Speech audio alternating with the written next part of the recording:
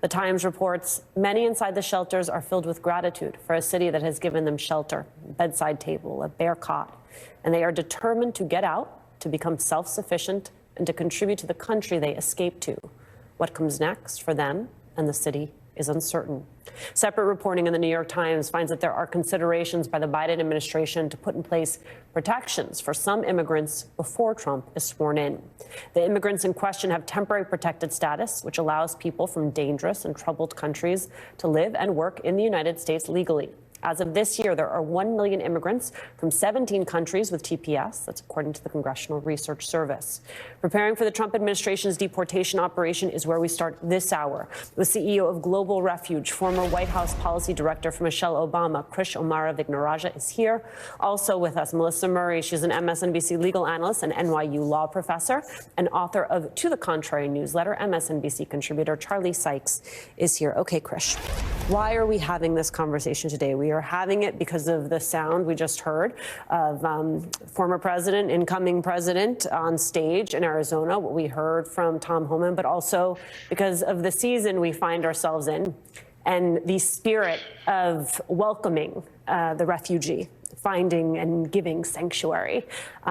What does it say about this moment that days before Christmas, that is what we are hearing from the incoming president of the United States, not a dash of kindness, not a dash of compassion, not a dash of generosity, just fear about what could happen on day one of his administration? Hard when you think about the fact that Jesus was a refugee, and we obviously live in a nation that has a long history of welcoming immigrants. And I think this is where our hope is, that there is a balance. We all agree that the immigration system is broken, but we also can't swing to another extreme in terms of mass deportations that would really send a shockwave through every facet of American society. We're talking about the kids that go to school with our children being potentially torn away from their parents. We're talking about, a comment made in terms of Eisenhower's, mass deportation. I think it's just really important to remember that what happened then was widespread racial profiling, lives torn apart, the wrongful deportation of U.S. citizens caught up in enforcement sweeps. Not to mention, a lot of people are going to the grocery store in preparation for their Christmas meal. We're talking about a massive implication when you think about so many immigrants who are critical to our food chain. And so I think that's where it is hard, because I think we have to remember the humanity of all this. We have to remember the humanity. We also have to remember, Melissa Murray, that the purpose of ICE and Border Patrol is not to be, quote, unleashed. That was the verb that was used by Tom Homan. And it's also not to go after lawmakers in this country who are simply trying to do the right thing. It's not just the Chicago mayor that Homan wants to prosecute. Listen to some more of what he said this weekend. If you knowingly impede, if you knowingly harbor and conceal an illegal alien from ICE, that is a felony, and there will be consequences. Now, let me make it clear. The governor says I don't have the authority to do that. Well, no, I'm not a U.S. attorney, but U.S. attorney certainly does, and we will ask for prosecution. We will not let you prevent us from saving the American communities from illegal alien crime. It's not going to happen. Melissa Murray, help me understand what is actually legally possible here. Well, as you know, Alicia, the process of deporting someone involves a considerable amount of legal process. Even those who are here in the United States unlawfully are entitled to certain due process rights as they go through the procedures for being deported. And, right now, the number of ICE staff and administrative border staff that are available is less than what is necessary for the kind of massive deportation move that this administration has touted and apparently is planning. And so I think part of what this rhetoric is a chilling effect. They are trying to essentially scare individuals to leaving voluntarily, to encourage those who are in positions of authority in state and local governments to accede to their plans to make this as easy as possible. Again, there's nothing to be said about the question of whether those who are here unlawfully can be deported. Obviously, there is a process for doing so. But again, there is a process, and it can't just simply be a sweep. There can't be collateral consequences where you just sweep up everybody. It has to be orderly. It has to be done according to the law. And that's not what Homan is suggesting. This is going to be done through fear, through intimidation, and again, through just the exercise of raw power. And so I imagine what we're really going to see is a lot of lawsuits, a lot of families being torn apart, and a lot of individuals who are innocent of all of this being swept up simply because they happen to be in the wrong place at the wrong time. Charlie, this is the frame, right? The frame is fear. I think we're all in merry agreement that the American people are wildly frustrated with America's current immigration system. If we are agreeing on one thing, it is agreeing that this system is not working. It is not working for immigrants coming to this country. It is not working for people who are currently in this country. There is an incredible appetite, actually, for reform. But reform is not what Donald Trump is talking about, right? And if he were looking for an opportunity, if he thought about this the way that past presidents have thought about it, where it's like, what is my legacy going to be? What is my policy agenda? He might actually have an opportunity here to bring Democrats and Republicans to the table and reimagine immigration to this country. Instead, he's talking about rounding up moms and dads and sending them to either their country of origin or a country, in some cases, they've never been to before.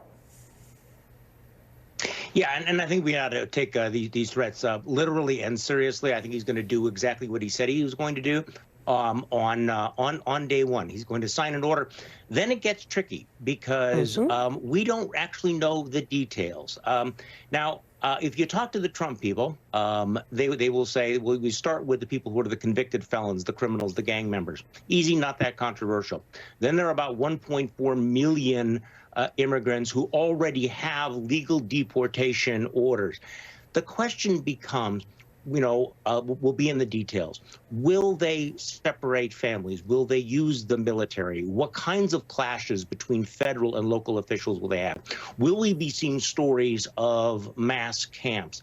I don't think they've worked that through.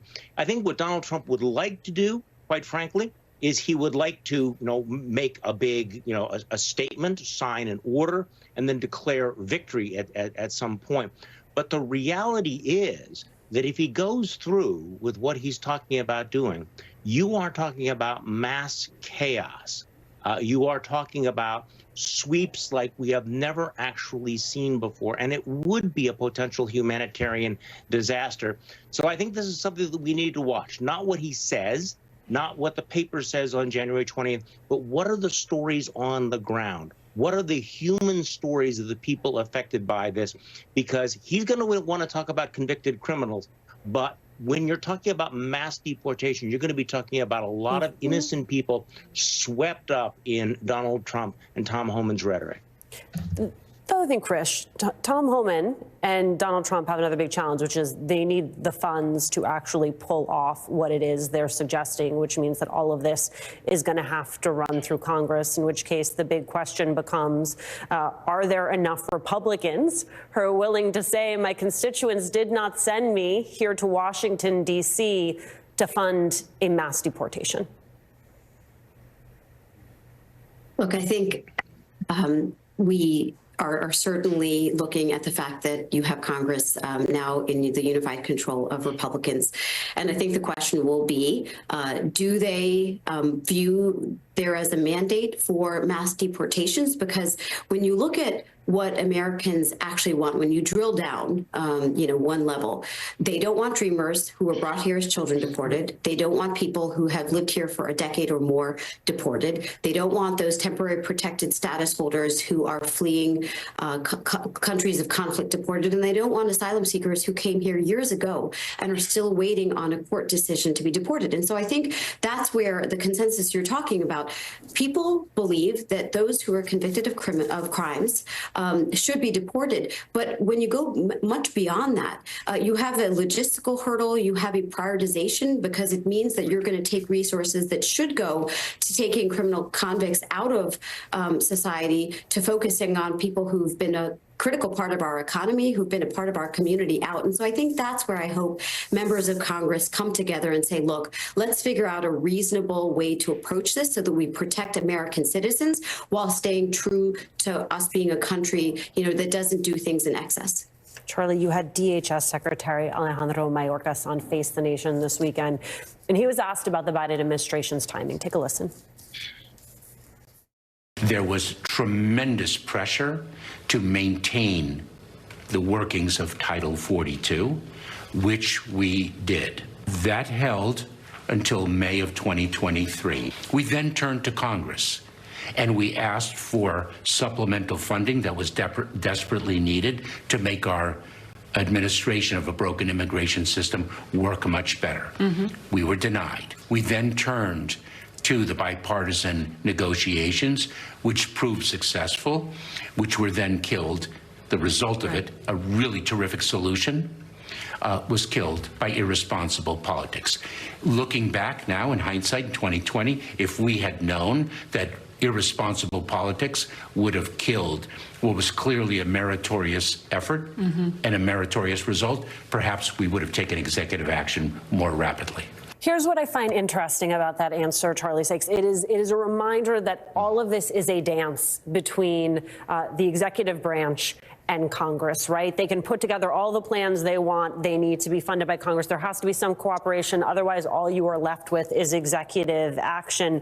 I wonder what you anticipate in a Trump 2.0, especially knowing that they now understand how to pull these levers way better than they did the first time around.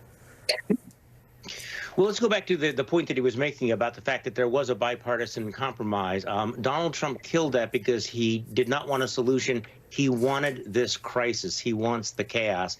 The Trump folks do know where the levers of government are more than they did in the first term. But I'm not sure that he's staffing the government with the people with the confidence and the vision to avoid more chaos. And I'm frankly not sure that Donald Trump doesn't want more chaos, whether he doesn't want to see real conflict. Tom Homan seems to actually be looking forward to going up against governors and local officials on all of this.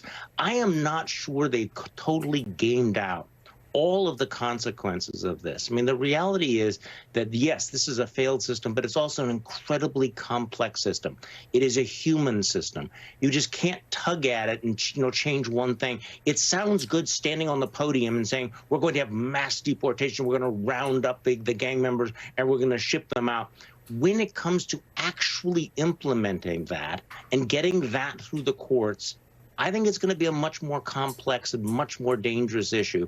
So, again, I think this is one where we all need to keep our powder dry, watch how the promise lines up with the actual execution of this, because I think that's the real problem. The reality is, and I was surprised by this as well during the campaign, polls showed that the American people are open to the idea of mass deportation.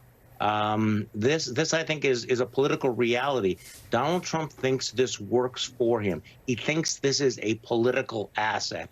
The question is whether that popularity will survive the actual actions that he's going to be taking. Right. Krish, I just want to say, I think the way that question was often framed was clumsy and vague. And I think when you talk about the cartels and you talk about drug lords and gang leaders, yeah, there's agreement on that. I think when you were clear about the fact that you're talking about a lot of folks who